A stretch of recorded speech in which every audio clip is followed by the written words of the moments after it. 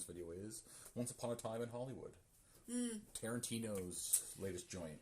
Yeah, I kind of walked out of the theater. It was like 3 hours long. 3 hours, yeah. I kind of walked out of the theater thinking, I don't know whether I liked it or not.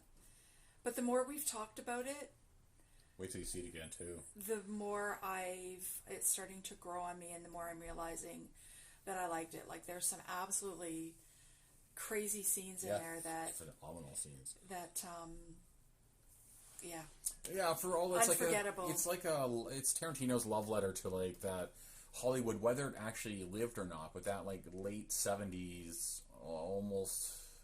probably late 60s, early 70s. Yeah.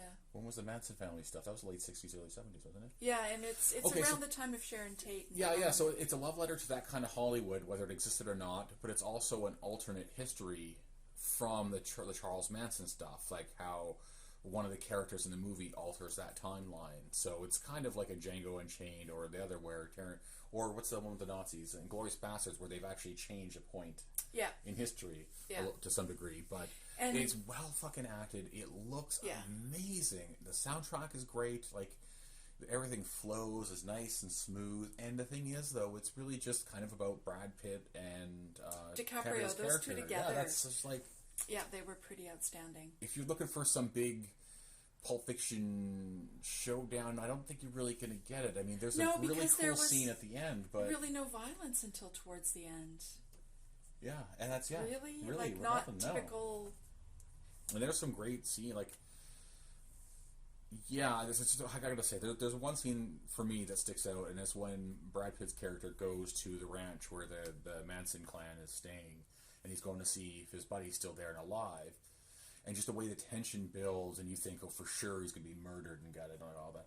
But it's just the way it's done. Like you said, no violence, but it was so good. Yeah, so tense. You just the way that you win. Yeah, because you're like, come on, he drags it out, and in typical Tarantino fashion, his the conversations that people have are incredible.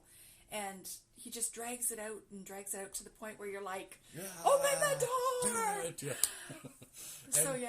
And just like scenes like the stuff in the, even just background shit, like the Playboy Mansion, just that scene where there was Steve McQueen and like... Oh, and that guy. I love that, I love that movie. Yeah.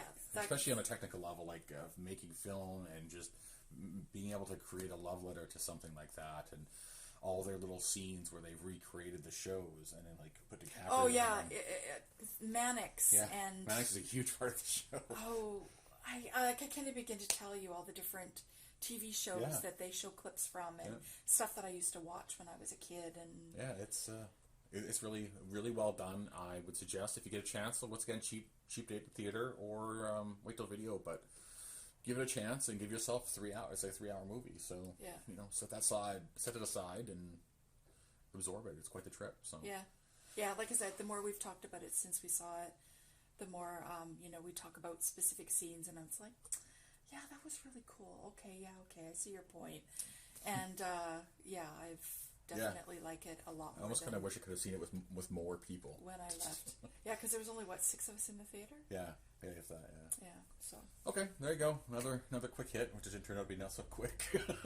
It's okay. It's more filler in between other episodes. So. Yeah, exactly. All right, we'll bleed at you guys about some other shit that we find interesting and pass it along. If you want to shut off and start again, we can talk games.